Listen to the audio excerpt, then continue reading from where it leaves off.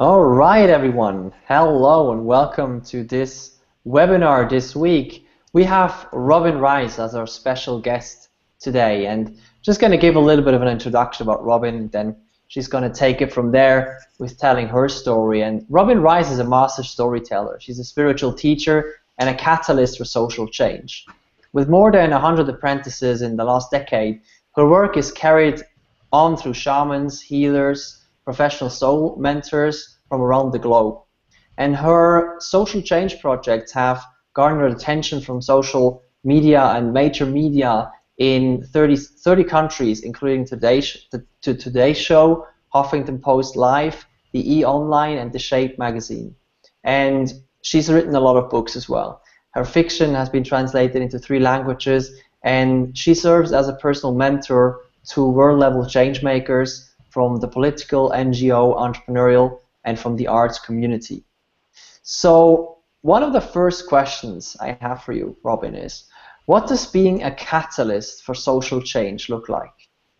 It looks like lighting the right kind of fires. The fires that need to be lit, the fires that are just waiting to be lit. I think we have a society now that has, just look, any field at all, you're going to find problems, you're going to find stagnation, you're going to find, the system is not working. And so to be a catalyst is to somehow jump in somewhere and say, this isn't right. And maybe I don't have all the answers. Maybe we have to find them collectively, but at least I'm willing to say it's not right. And so you jump-start a conversation, you offer different ways of looking at things. I think there's a lot of catalysts out there now, you guys being 2 of them.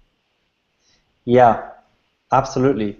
I agree very much with that. And, just a little bit more, I'd love to hear about how your work is involved in, or how you play this role of the catalyst for social change in your work, especially with the 3 major campaigns that you started over the past years that impacted hundreds of thousands of people around the world, which were incredibly powerful. So I'd love to hear a little bit more about those campaigns and how you've created it, how you brought that to life.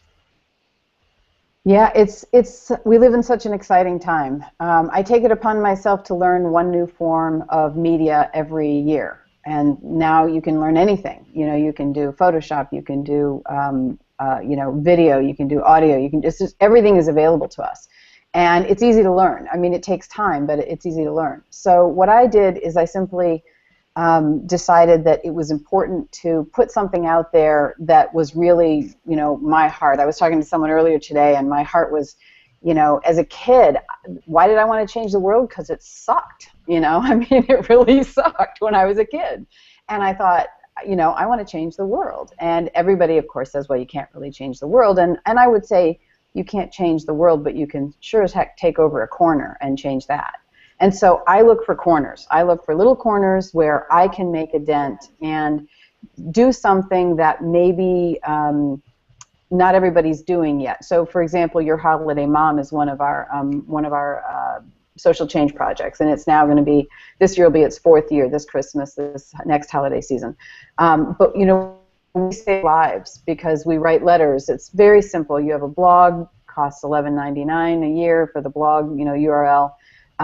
We have 40 moms and sometimes dads and siblings write letters to the LGBT kids and basically say, okay, if your mom doesn't love you at your Christmas season, imagine coming to our house. This is your virtual home. We pull up a chair. We do, this, that, or the other.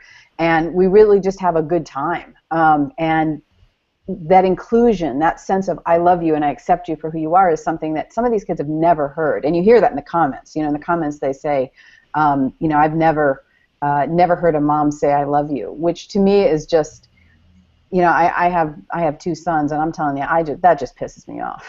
It just really makes me mad. So, I think that should never happen to anyone. And so that was my little corner. I decided to take that corner. I was raised by a gay dad. I had a younger brother who took his life because he thought he was gay, and was worried that he was. And whether he was or not, I don't even know. But I know he was worried that he was. And it's like a whole life, and yet this happens all the time.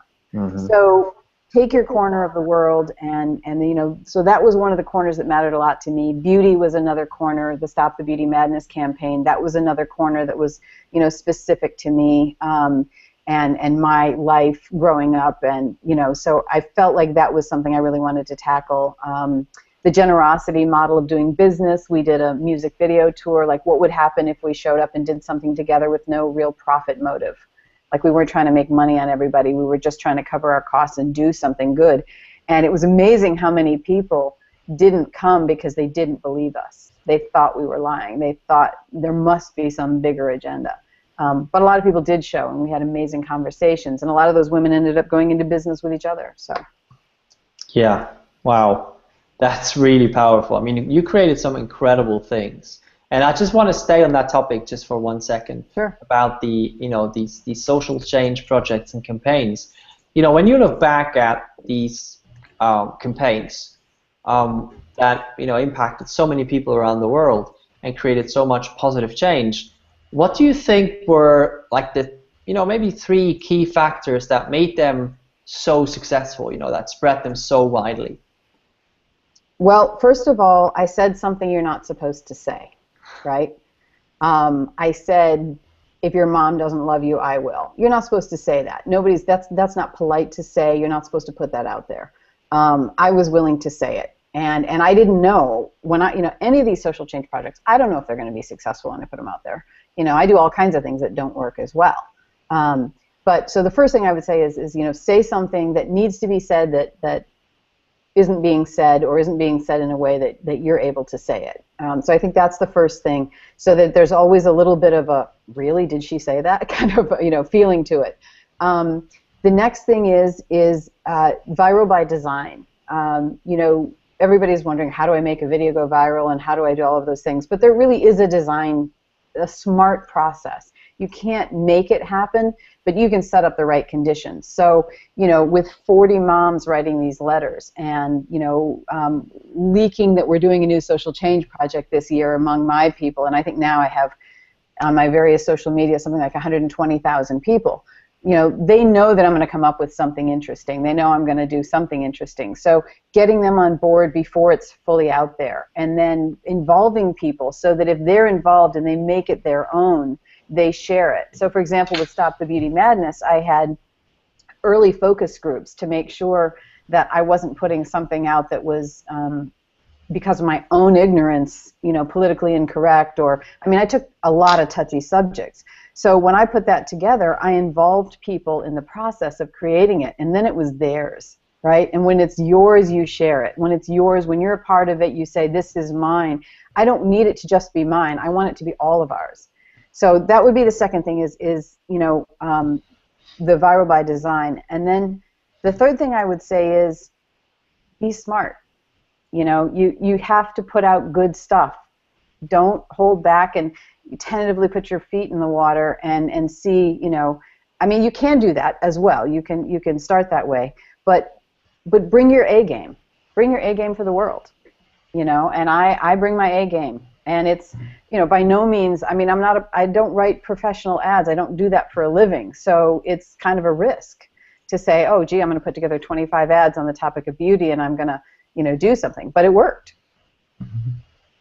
And just to make a quick comment about the whole concept of a webinar, it would be great, like, guys out there and women, if you have any questions, feel free to ask them in the chat on the right side. That's the reason why we do this webinar, is to really also not only tell Robin's story, but also get you to ask questions, really be interacting with her. And then that, the thing that you said last is, like, a part of it was say something that you're not supposed to say but has to be said, right? Yeah. And it's like, how did you find the courage to, for example, say, well, I'm a shaman? How did you find the courage to put all this stuff out there that was, like, kind of, you said, like, you felt probably scared to do so, right? Because it was something that was not socially accepted, quote unquote. How did you find the courage to do that? I think the courage comes from the pain. Literally draw on the pain of life. And the pain of life, it's so many people suffer. So many people are disenfranchised, and they don't know how to empower themselves yet. We don't grow up with someone teaching us in school how you empower yourself, right? But I found a way to do that for myself, and it seemed unfair or not right to not then bring it to the world and bring it, to everyone who is interested. And not everybody is interested, but for those who are. So to me, when I see suffering, when I see the riots going on right now, first of all, I allow myself to care deeply. I don't turn it away and go, oh, I can't handle that.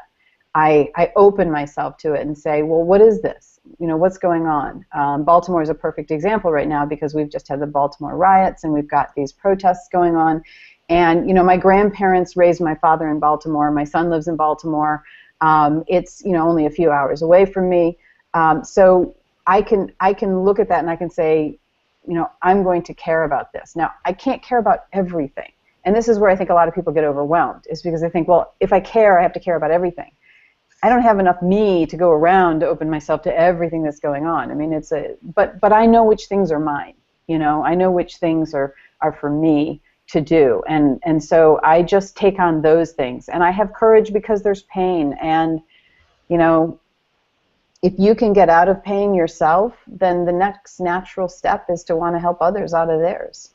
Without an agenda, without proselytizing, without trying to say, my way is the way. I don't know. What is your way? How would I know until we talk? It's really interesting because it's like kind of contradicting to what I thought to be the case. Like I try to distance myself from media because I feel, or like to what's happening out there. I have to be honest about this, and it kind of works too, but yeah, it's like it's probably also a fear of like you can just not handle everything that is going on out there. Absolutely, you can't. I mean, pick your battles, pick your causes, pick your topics, and close it down when you need to. It's overwhelming. I mean, we have an onslaught of problems to choose from. So again, if you never choose one or two or three, then they all vie for your attention. And you feel like, oh, God, I should do this, I should do that. When you're doing one thing that is really yours to do, you're allowed to say, okay, but this is what I'm doing, and this is my corner of the neighborhood that I'm taking over, or taking on, my task, if you will. It really helps to choose one or two or three. How did you pick your battles? What hurt me? Okay. I mean, my little brother was the soulmate of my childhood, and when he took his life because he was gay, that's crazy. That's the rest of my life without him because he was afraid to be who he was. And even now, my social change project for this year is a young adult fiction series, and I'm pulling the topic in there as well because I think it's so important. With beauty, that was my stuff, which is virtually every woman's stuff I've found. One of the things that I heard that really struck me was that women don't vote when they're worried about their thighs. It's such a small topic to worry about your body, but women are so obsessed with that conversation that they don't go into politics. They don't, and if you look at the politicians with women, they're talking about what they're wearing. Like, who cares what they're wearing, So it was important to me to say, look, this isn't you. And this is one of the challenges, I think, is most, in particular, I took on women because I don't know men's issues. I know women's issues, right? So it's not that I'm excluding men from them or saying men don't have issues. I'm just saying I don't know them because I'm a girl, So I look at that and I say, I understand this issue personally, and I want to create something that actually shows you it's not you, because almost every woman, if you ask her, it's her fault. She doesn't diet right. She doesn't do this, that right, whatever. She's saying it's her fault. And it's not her fault. It's the culture's fault. And I want to point out the culture. And I want, people often, it's like the water you swim in. You don't think about your culture. And yet your culture is influencing you in enormous ways. And people think because they get to choose between 5 different colors of iPod that they're, being an individual. And that's, that's a pretty small definition of individual. So if you do those movements, I'm sorry, I cannot pronounce the name. Is Shue or something? I'm sorry. She or he asked, how do you find the first supporters to start a social impact project? Oh, the first supporters. Find the people who are also hurt by what you're hurt by. They're out there. You know, in my case, moms of LGBT kids were willing to write those letters, right? Because they've seen their children be hurt. So you find the people who have the same problem you do, who have the same frustration you do, and then you include them. You include them in whatever it is you're going to do. I mean, not everybody wants to be a leader. In fact, a lot of people don't want to be leaders. But I am a natural leader. It's what I do. It's just part of me now. And so I don't care if you don't want to lead, but at least help me. You know, if you really want to change something, at least help. Yeah, I think that's really powerful just to step in here. You know, just finding, the thing that just really just hit it, I think, is find the people who share that pain. Because, you know, that's the people, they resonate with you. You know, I have a friend, and he's the gay man's life coach. And, you know, at some point we talked about his clients, and he said, you know, almost always the clients who come to him, when he asks him, why did you come to me? What made you engage with me? And they always say, well, because when I read the first sentence of your story, I had to talk to you. It has nothing to do with, you know, what you do and how you do things. It's all about why do you do things and does it resonate? So that really, really, I think, hit it. Absolutely. Nice. And if you're not ready to be a leader, be a follower. Yeah, because a lot of people they might not find the courage to do something themselves. So like at least follow something that you can feel, because that's what I also realized is like some people, they just don't want to be at the forefront of a movement, and that's fine too. It is fine. Yeah. It is fine. You don't need to feel bad about that. I mean, I would say really look at yourself and say, am I a leader or am I a supporter? Which one is really authentic to me? And if you're a leader, get out there and lead. But if you're really a supporter, then don't feel bad that you're not a leader. Just get out there and support, because nothing can go viral with one person. It's just not possible. That's the nature of viral, right? So the next question is not about the supporters, but actually the people you work with. So people ask you, two similar questions. Did you have somebody consult with you about the viral design concept? And also whether you have a coach. So maybe you want to answer those two questions. I talk to a lot of people. I learn from as many people as I can. I've interviewed a lot of people who've done great things, and I listen to them. With the social change projects, I was kind of a forerunner in some of that. I was doing things with Facebook before Facebook had the ability to do some of the functionality that it has now. I was finding a way around it and doing it. So I always like to tinker with, you know, what are the tools and how can we use them differently than they're currently being used. So I didn't really have a mentor for that. I do have a business coach now, and she's fantastic, and she helps me see what I can't see. And sometimes I drive her crazy because I don't do things in the normal way. I don't do things in little boxes, and so we stretch each other, I think, in that way. But you know, I'm always looking for someone who knows something that I don't. And you know, they say that a master is someone who's 5 steps ahead with a lantern. So if you're 5 steps ahead of me in some way with a lantern, I'm going to follow you. I'm going to learn from you. I'm going to figure it out. Okay, cool.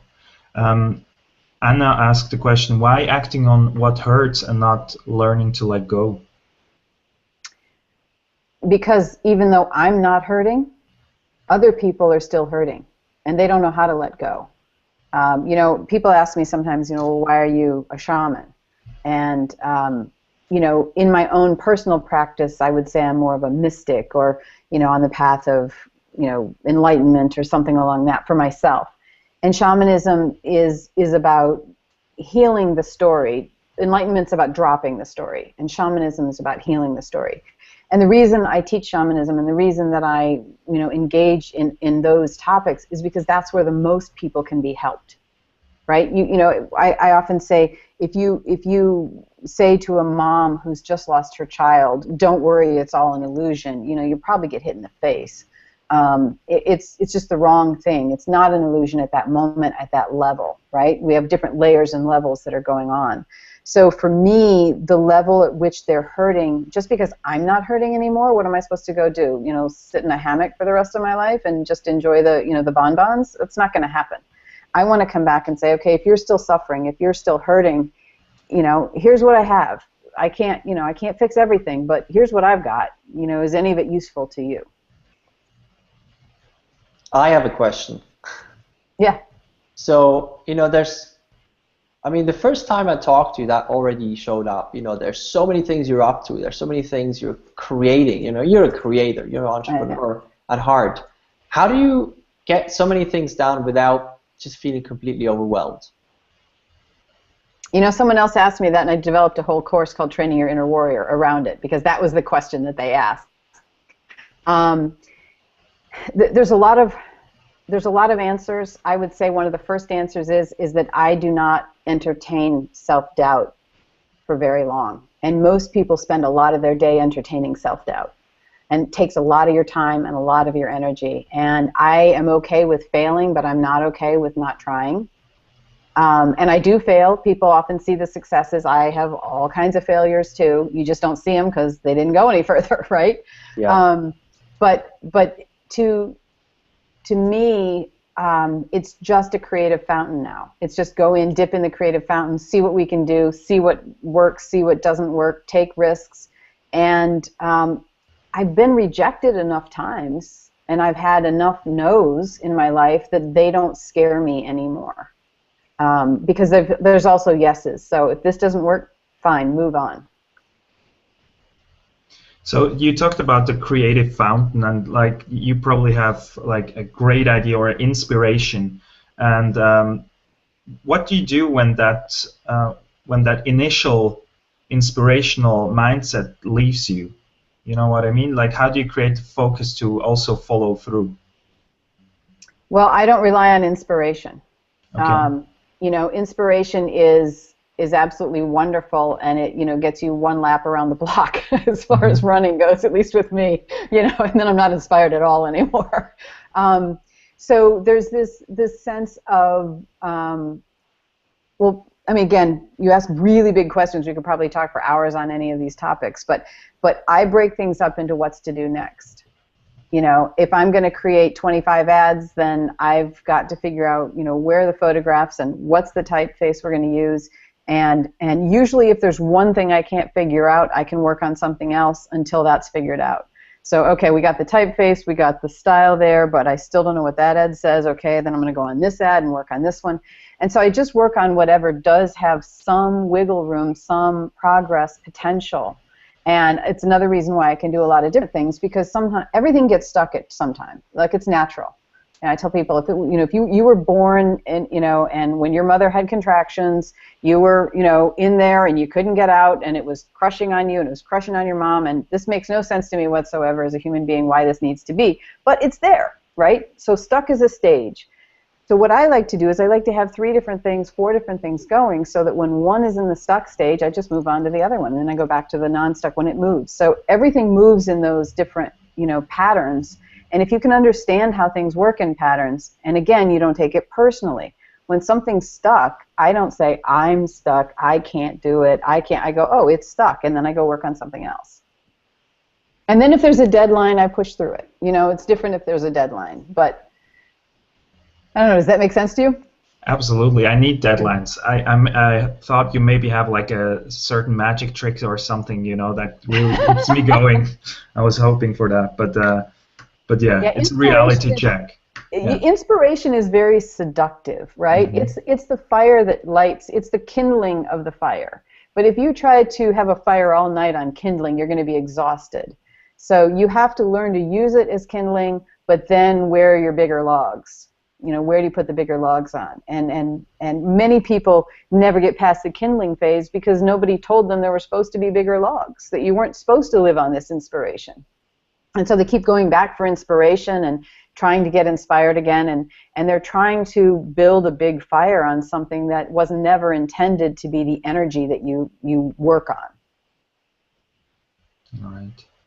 So we're going to have a small topic change. I'm so sorry, I can again not pronounce your name. How did you deal with not having expertise in Stop the Beauty Madness campaign? Did you bring together people with expertise, or did you learn the things yourself? Mostly I learned them myself. I hired a Photoshop person to put the ads together in a better way.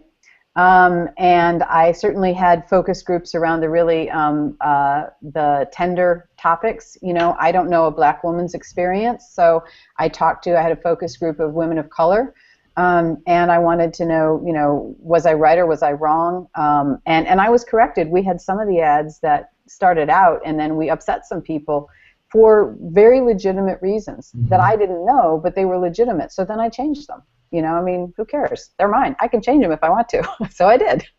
You know, you can make it better. Lots of things can be edited, and I'm okay with editing.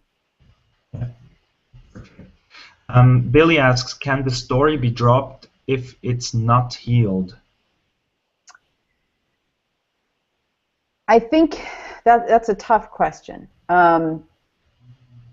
I think you come to a point where you say, look, as I have, I'm going to die, you know, unhealed with lots of things on my to-do list. You know, when my father died, he had a whole table full of index cards, which I grew up with, you know, yellow index cards with red writing on it that said all the things he was going to do, and he had them every week, and when he died, I threw them all away, right? So I'm going to die with things on my to-do list, and I'm going to die not healed. So I think at some point you can just say, I'm just going to live with this little pothole in myself, or 20 of them, and I'm going to get on with things. What you can't drop the story is if it's actively inhibiting you. You know, you have to heal something that's actively inhibiting you. But like I'm probably never going to learn to cook. Deal with it, you know.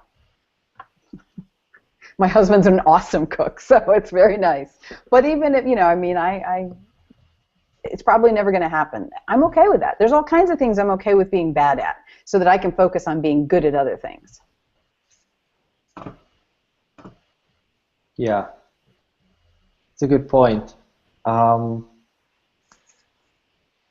know, going back to the social impact campaigns quickly. I'd love to hear your best practices. This, like, is there, you know, when you let's say you talk to somebody, let's make that up. You talk to somebody who, you know, sees some issue, a pain that he or she really wants to tackle. What would be some words of wisdom for you, because you've built these kinds of things over the past years, that we would give them on the journey? Well, the first thing I would say, there's many, but the first thing that comes to mind is don't worry about the money part. There's so much that you can do without money. And one thing I run into over and over again is people say, well, that's fine, but I don't have the money to do it. And they say, well, when I have $1 million, then I'm going to change the world, and then I'm going to build my center, and I'm going to do all this stuff. And their vision is so big that they don't do anything, right? Because they wait until they have the money. And, you know, I don't wait until I have the money. I do it as cheaply as I possibly can, and then add whatever funds I can as needed to make it happen. And it, you know, it's how I give back. And in the beginning, a lot to give. Now more than I can give. So I can do bigger projects because of that, but money stops the conversation for most people. It's their way of putting the brakes on their own ideas. And I say, you know, these days you can get a free YouTube channel. Your computer probably already has a camera on it. You can get some version of Photoshop and something on your phone. I mean, most people have access to these things, you know. I went and learned how to do my audio and my video through my, when I bought my Mac, I bought the $100, do it every week. Go in and have these appointments, and they'll teach you everything about your Mac. They'll teach you how to make a movie. They'll teach you how to do GarageBand. They'll teach you those things for $100. For a whole year, you have a week. Now, what happens is that people don't use it. They'll buy it, and then they don't go in and they don't do it. So I would say you got to do it. You got to do it. You got to learn. For me, learning something new is my habit. I'm always saying, what can I learn that's new that I don't know right now? And believe it or not, the worst that I'm at is the tech stuff. I've learned all kinds of tech stuff, but man, you put me on my little iPhone with my apps, and I'm like, how do you use it? I don't get it, So, so the best practice is figure out a way to learn this stuff as cheap as you can, and then do it. Learn it. Don't wait until you have your vision all together. Don't wait until it all makes sense. Just start it and figure out what you can do. With Stop the Beauty Madness, I use stock photos. I wanted to use stock photos. Now, I got in trouble for using stock photos in the end because it was so successful. But I used it because I wanted to say, look, all of these photos are out here, and some of the photos that are out there on stock photo would make, any parent, upset. There's photos out there that you shouldn't have access to, but you do. So everything was available to me, and I wanted to show people, look, it's all right here. It's all available to us. So use what's available, learn all you can, figure it out as you go, and then see how it emerges from there. Those would be my first best practices. Do you have any specifics in mind any other topics? What do you mean about other topics? About the best practices? Not necessarily about the best practices, but more about the challenges. Like, what do you feel were like the biggest challenges that you faced with creating those campaigns? I think it was interesting because the first group that I had, that I showed the ads to, freaked out. Like, some of the people just freaked out and said, you can't say that, and this upsets me, and you're setting off my issues, and all these kinds of things. And so I really had to look and say, have I gone too far? Am I, in fact, poking a bear that is big and then actually helping people by not following through? So I had to really look at that and say, okay, am I really going to be helpful here, or am I just, pissed off and saying what I want to say? So that was really challenging for me to go back and say, is this really mine to do, and is this the right way to do it? I think dealing with the legalities and all the things like that, I hate that stuff. We did for the Stop the Beauty Madness, we did a poetry slam contest, right? And so in order to do a contest online legally, you have to have all of this stuff that goes with it, all of this legal mumbo jumbo, and that just happens to cost like $4,000. Like $4,000 so that I can do a poetry contest? Like, that's ridiculous. And yet it was true that so I had to find a way around that. I had to find someone else who would do it. I had to look around for help, and we did it legally because I don't want to get sued for this, And I didn't know, it was interesting, I didn't know how much the industry would be upset about this. And the industry embraced it. You saw Stop the Beauty Madness ads in some of the biggest beauty magazines in the world, right along ads for dieting. It was, people would laugh. They would take screenshots of it and they would say, can you believe this is on the same page? But so I think some of those things is like, I don't like to deal with all of those kinds of things, those details, but I had to.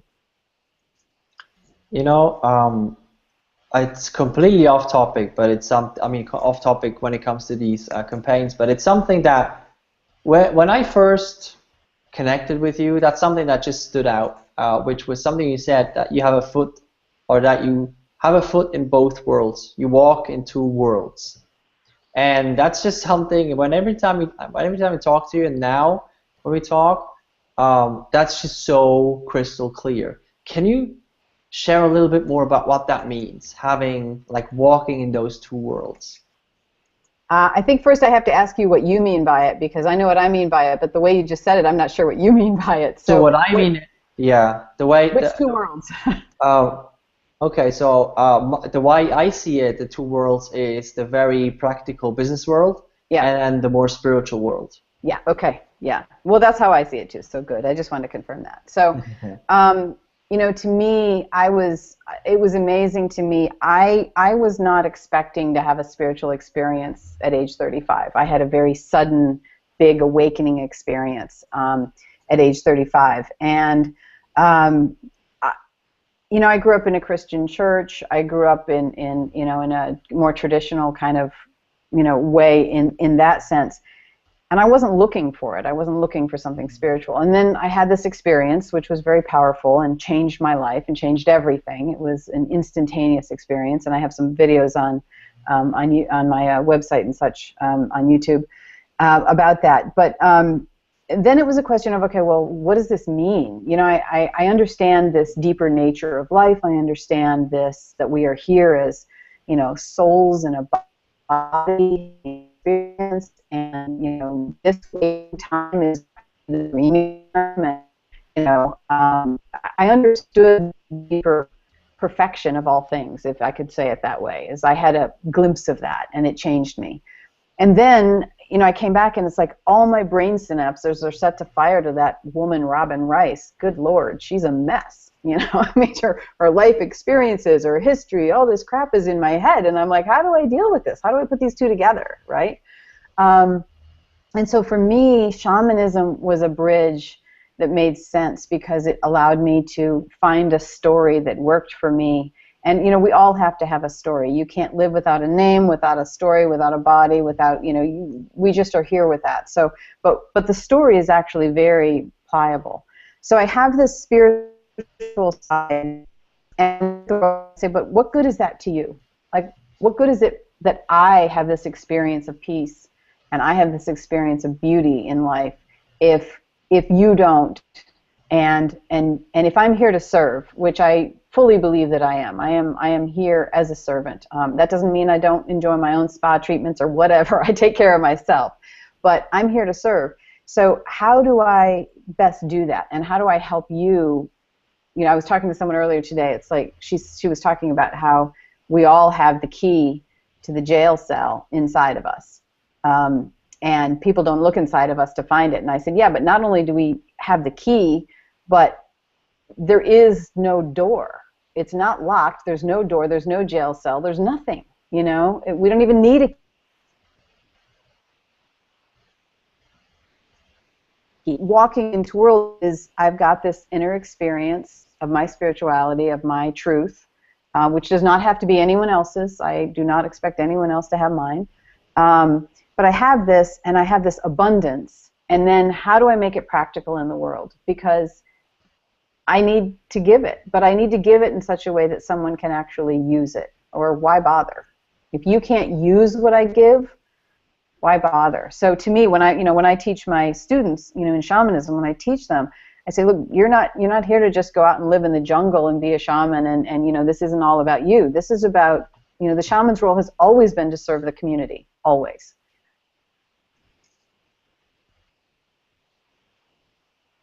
Sense.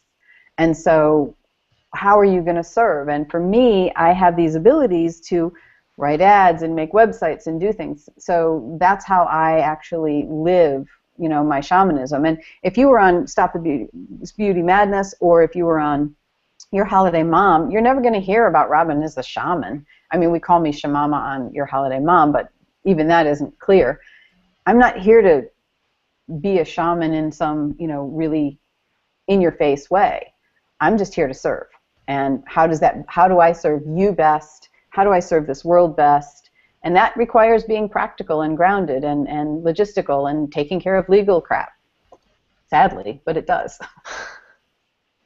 Yeah, you make such an important point there. I see a lot of people fall in love with certain aspects. Many times, maybe you can call it the process, or with an idea or something like that, or with showing up as this personality, for example. And you really make it clear that it's not about that. It's about what it does for the impact, what it does for, to serve. I think that's such an important point, because I see a lot of people, I see it a lot in the coaching community, that a lot of people fall in love with, that a method, for example, and then making it all about the method, or it's about it can be a practical method, it can be a very spiritual method, whatever. But they fall in love with that method, and then it's all about the method. But no, it's not. It's all about the impact. It's all about the outcome. It's all about what it does for people, how it serves. So that really resonated with me, and thank you for sharing that. Absolutely, absolutely. You made me think of something else too, which is that we kind of wait until we feel like we're whole or whatever, and and we're also then looking at our strengths. I'm not afraid to say I am damn good at this, and I'm damn good at that, and I suck at this, and I suck at that. I know my strengths and my weaknesses. I know me. I know who I am. I know what I have. And a lot of people are afraid to know that, and then to just be with that. Be good at what you're good at. Don't hide that. Be good at it. And are some people going to think you're full of yourself? Sure they are. Absolutely, but that's going to be their stuff. If it's going to stop you from serving, what good does it do? So I find that people in those, as you were saying, the coaching communities and such, there's kind of this sense of just trying to get people to believe in themselves is the first step. And that's a great step, but then, go further and put it out there. Yeah, absolutely agree. Yeah. I talked today to a friend of mine. We talked exactly about this topic, about, becoming confident, or, all the inner work, and that is incredibly important. I've made a lot of experiences myself over the past 2 years, but then it may be, I'm not saying it's bad, but it may be really good for you. But I really feel that if you're growing as a person, it's almost an obligation to pay that forward in some way, some formal way. You said it before. You said it in terms of that pain. Just because you got over the pain doesn't mean it's all good, and it just you don't deal with it anymore. But it's more about paying it forward now. So that's a really powerful part. Absolutely. Yeah, I think also that self-growth is also a lot of times used. I know it from myself to do a lot of inner work, about a lot of looking inwards, but not taking a lot of action. And I would be interested in where do you see the balance, because that is my challenge sometimes, between action and inner work, also in your coachings. How do you approach that? Well, there's natural processes and maps. Alchemy gives us a map. The hero's journey gives us a map. There's a lot of maps out there about, our growth processes. And one of the ways that you can get stuck is to just keep healing yourself and keep looking at yourself. And beautifully, after a while, you'll just get sick of yourself. And so if you ever get to the point where you're just like, oh my God, if I tell that story one more time, or if I'm sick of myself, that's a really good indication that you're ready to get over looking at yourself and going forward. And tell me the question again, because I think I missed part of that. I think the way you answered it is already great, but the balance between also in your in your work with clients, but also for an individual, how do you balance inner work and taking action? Because that is a challenge for me in my when I work with people, but also for myself. So when I work with the top level people that I work with in my Rainmaker Consulting, and that's a very intensive 6-month process. I work on their behalf every day shamanically. We work together twice a week. It's a very big thing. They have to choose a project to work on, because if they don't choose a project, I know basically we're going to fall into some kind of quasi-therapeutic talking model that won't really do anything. I need to know how you are on the ground. I need to know how you are when you're working with something, what gets you stuck, and then I'll find out what's going on inside of you.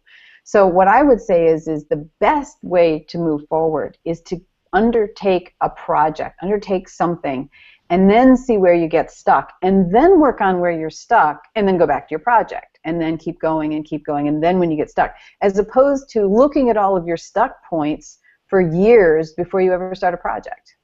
You know, everyone who I work with, everyone who works with me, you're going to find out where my stuck points are if you work with me. There's just no way around it. You know, I can't hide that, and you can't hide it either. But it's not a point to hide it. The point is to find it and then work on it, and then let it go. Find it and then work on it. So that way we're serving the world, we're doing our stuff, we're growing, we're actualizing, we're serving ourselves, we're serving others, all of that. Where you get into trouble is the model that we currently have, which is basically a psychotherapeutic model from society, which is, you know, if you're stuck, there's something wrong, you're broken, you know, we'll give you a code for that and you can get insurance to pay for it and you're sick. And we go into this hole of like nobody's supposed to have problems. Problems are expected. I expect problems. I invite problems, but I want to have authentic ones, not ones I'm making up in my head. Yeah, that's also what kept me from so much growth, was like that sense of like it needs to be perfect. Everything needs to be perfect all the time. Yeah. Well, I have a strong philosophy about perfection. Someone recently called me a perfectionist, and I corrected them. I said, I'm not a perfectionist, but I'm dedicated to excellence. You know, there's all kinds of things I'm not perfect at, and I don't care. But I am dedicated to excellence, and I will work until I have reached excellence. Yeah. Just writing this down. You guys can continue. Yay! It's always good when someone wants to write it down. So Robin, what's next? Oh, quite a few things. I'm just about to work on selling a trilogy, YA young adult book trilogy that really brings some of the important social change I'm interested in the backdrop. It's also just a really good story, but in the backdrop that's there. And that's the social change I'm working on right now. I'm teaching Training Your Inner Warrior online. I have an apprenticeship each year. You know, I'm just always doing something and always interested in what comes up. So who knows what else is going to, you know, arise and say, let's do that. Great. Wow, that's powerful. I try not to be too attached. Yeah. If it goes away, it goes away. Oh well. Well, how do you manage attachment then? Like, how do you, like, when is the right moment for you to say, when you have a project that you're pursuing, well, I will stop it now? Yeah. When I'm not interested to the level that it takes of energy. The level of energy it takes I don't have enough interest in it for there, or I'm just done. I just feel like I'm done, or it's just not working and it's not the right time. And you know, you kind of feel your way through those things. But if I'm not attached to success, I mean, I like success as much as anybody else, right?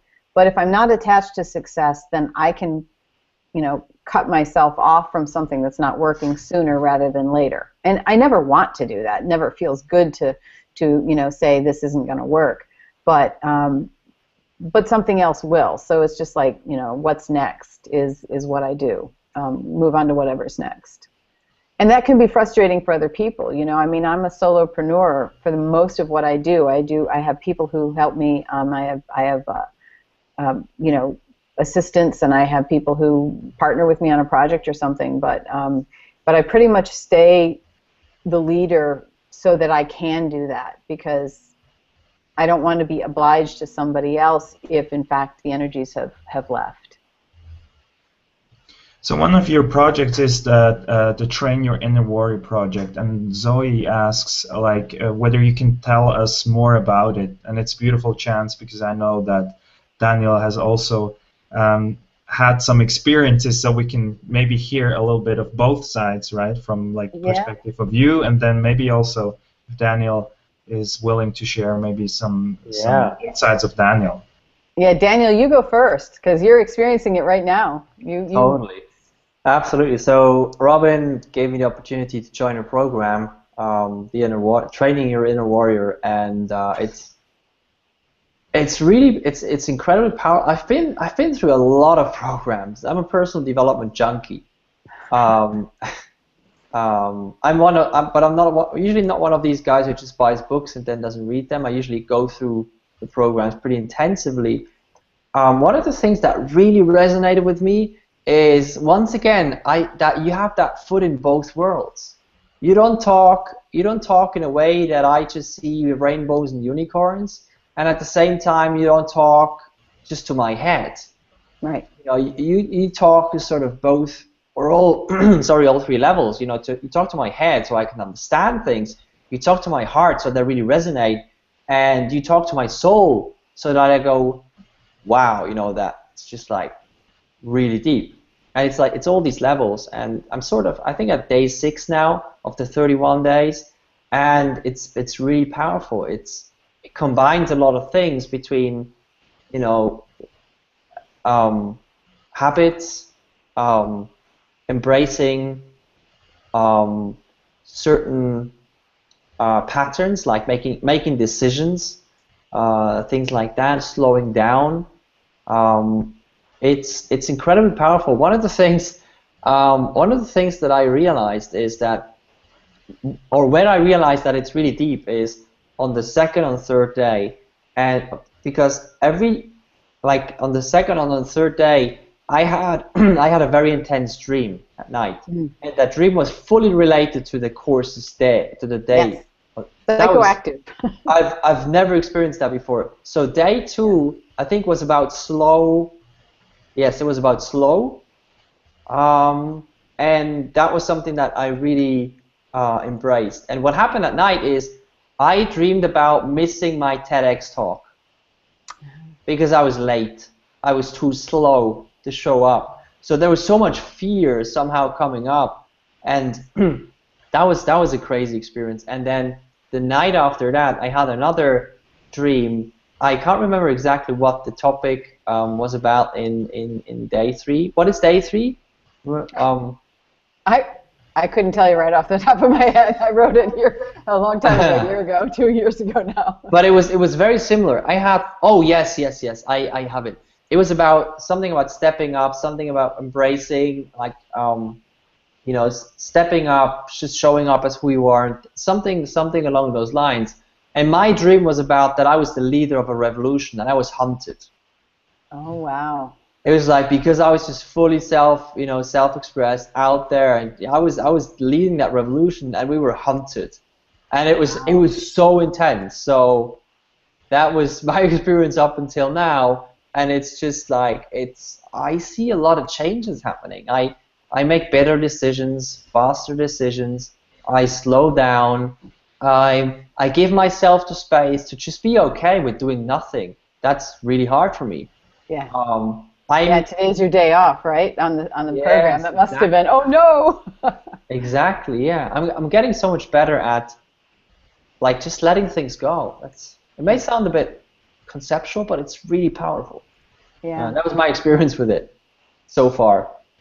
Yeah. Oh, I love that. I love that. And interestingly enough, I can't say, other than the fact that I'm a shaman, I do seem to be a dream figure for a lot of people, and I appear in a lot of dreams, and I set off dreams and things like that. So I've gotten that feedback over the years. So I think it's interesting that the dreaming kicks in. But the whole idea is, again, someone was saying, well, many people would always say, how do you get so much done? Do you sleep? And I sleep very well, and I sleep, nice long nights, and I'm not, I'm not burnout. I'm crazy, but so I put it down. I decided to write this as a course to show people, because how you think, we know so much more about the brain now. We know about neuroplasticity. We know that we can grow the brain. We know we can change the brain, but we don't really have any way to systematically look at our brain. And so what I did was I took this course for 31 days, and I showed people how I literally go step by step to make a change. And there are easier changes and harder changes in our life, but that thing where you say, oh, I really want to do this, and then you never do it, or you say, I never want to do this, and you do it all the time, that's really what this is aimed at this inner warrior inside of you. And the inner warrior is not this, beat your chest warrior. This is your true heart. This is the part of you that just says, you know what, damn it, it's important, so I'm just going to do this. And so when you have that part of you that you can directly engage with and show up with, and then it's got to deal with all the parts in your brain, right? The part that always did it this way, and the part that says, oh, you're crazy, it'll never work, and another part says, you're not going there, and you've got all of these parts that are chiming in, and you just kind of back off. You just say, I'm not going there. So I systematically created characters for your brain. So you've got your, your little general, your little generator, you've got your, big brain, you've got all these different characters. And I give you a way to interact with your brain that you didn't have before, and a way to look at your life that you didn't have before. And so going in and, it's your life, you do it your way, but we all have the same subterfuge. We all have those same things. So I created it to show how I think you can take another step. And so far it's been the most beloved course I've had, and even people who've studied with me for, in my apprenticeships for years have said that they got more out of that month than anything else I've done. So I think that's good. Yeah. Jan asked a question. What exactly is the program Daniel and Robin are talking about? So maybe you can share a little bit more about what exactly it's about, and maybe share with people if they're interested. They can look it up on a domain or somewhere. Sure. If you look on BeWhoYouAre.com, I think it's 5 or 6 posts back, but there's something on training your inner warrior in there. But I don't have it up right now. It's going to start again in July. I don't do it all the time, but I'm going to do it again in July, so it should be up in the next month or so. And it's it's a 31-day program. It's online. You get a lesson every morning, and you get small bits of homework every day, which you actually end up looking forward to and seeing what's next. And it's just 31 days of a little bit that takes you through the ability to make a change in something significant for yourself, and how we make a change, not just on that thing, but going forward process of making a change. So it's just a course that's online, and then I'm on, we have a private Facebook group so that I'm on to answer questions every day. So that's how that works. And robinrice.com is my main website, and it'll be up on there probably in the next, I don't know, month or less than a month before it gets put up again. Just put all the links in the chat that you mentioned so people can reach out. What is the easiest way to reach out to you? Is robinrice.com? Is that the right one? Yes, robinrice.com. Yeah. Very good. So Right. Everyone out there, if you guys have any other question, it's the last chance. We have another 3 minutes, and then we're gonna wrap it up.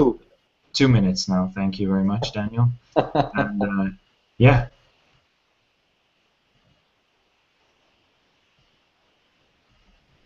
Will we just awkwardly wait, or should we talk about something? How about if I ask you a question? Yes. Either one of you, both of you. How is this podcast changing the world?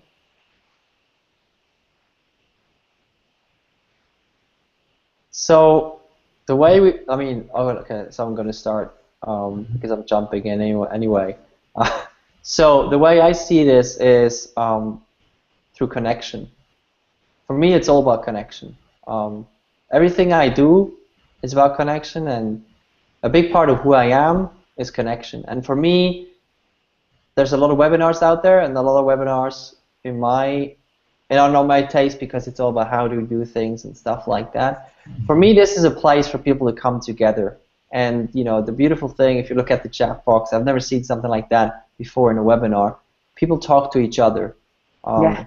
It's not a one-way street. It's not even a two-way street, but it's a community. It's no longer about you talk to somebody or you talk one-on-one. It's about everybody talks with everyone. And for me, the way I see it is we can make incredible changes in this world if we do things together, if we collaborate with the people we love working with, with the people that deeply resonate with us. And this is for the way I see it is a place where these change makers and just awesome people come together, and they can get the inspiration, they can get resources, they can get best practices, but also very importantly, they can get connections with others to create the change they want to see in the world. So that's my rambling. What about you, Kyle? Awesome. It's not only rambling, Daniel. It's very, very cool. For me, it's vulnerability. I've seen a lot of self-development content out there, and it's always about how great coaches are and how perfect. And I always felt on my own journey this big gap between the quote-unquote coach or in this case shaman and I just felt like I will never reach that stage, and to like I'm now between both worlds. So I'm coaching, but I also have a lot of people that I look up to, and I just wanted to share with people that vulnerable side, also to see that everybody's just a human being.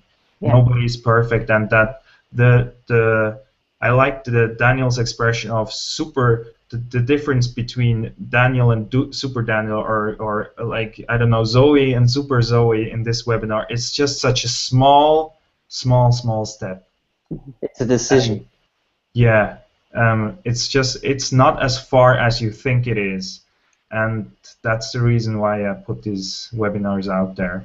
And it's really, and I just, as Daniel already said, it's the connection part that is amazing when people ask questions and the moments of flow that we sometimes have, and that's the reason why I do it.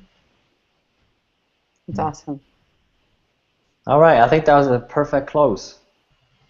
Yeah, guys, we talked about connection, and we last time actually an attendee of this webinar asked for a Facebook group. We built one, so I just put in the link. If you guys want to continue this discussion, please feel free to do it on that group. I will definitely put up a photo at some point. I still haven't done that, but there is a Facebook group.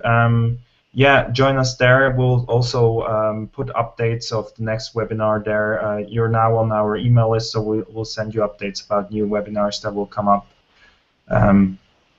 Thank you so much, Robin, for taking the time. Yes, thank you so much. It was a huge pleasure having you here. Thank you. I really appreciate and am honored by your caring. And thank you so much to all the attendees out there. It's really awesome to have you there. It's really awesome to interact with you. That's why we're doing it. So keep on joining those webinars. And just can I say one last thing? Just a few seconds. So the next guest we're going to have in 2 weeks is going to be JB Glossinger. So I just want to quickly announce the next guest in every webinar. It's going to be JB Glossinger, which is a pretty awesome guy. I met him in Fort Lauderdale the first time, and he's going to talk about a topic of making millions while impacting millions. And he's created an incredible community of hundreds of thousands of people, and he's building this whole thing in the personal development space, and he's creating huge change as well. And I'd really love to see you there as well, everyone here who's in the webinar right now. Oh, so cool. I wish everybody an amazing evening, and yeah, all the best. Have fun. Bye-bye. Bye-bye.